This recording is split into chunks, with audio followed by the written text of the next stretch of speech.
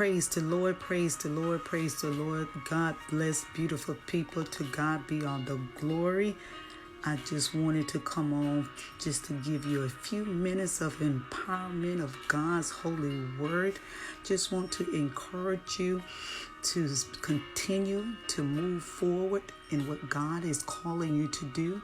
Continue to stay in the will of God for your life, no matter what the storms look like, no matter what you're going through.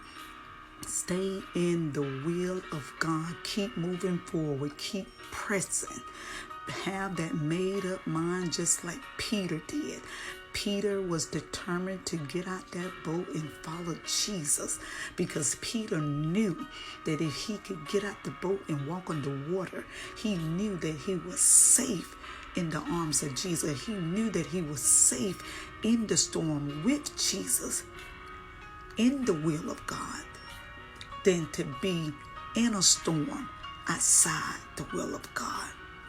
He knew if he got out that boat and began to walk on the water, that he was safe with Jesus, than to be in a storm without Jesus. Stay encouraged. Continue to go forward.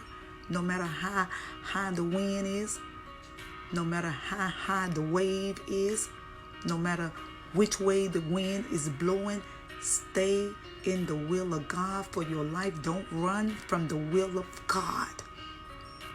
Jonah ran from the will of God for his life. And we all know what happened to Jonah. Jonah got swallowed up by the whale. Jonah thought if he ran from the will of God for his life by jumping in that boat, jumping in that ship, that he would be safe. But guess what, people of God?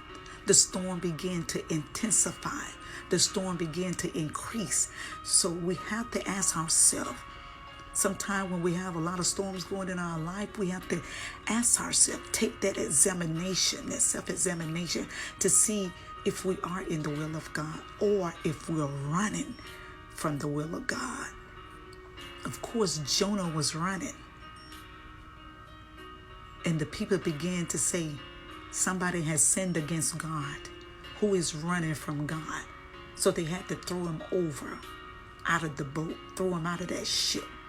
And God allowed Jonah to be swallowed up by the whale for 3 days until he made that decision to do the will of God for his life. One thing about our Father, he is not going to force his will on us. He will allow us to make that decision.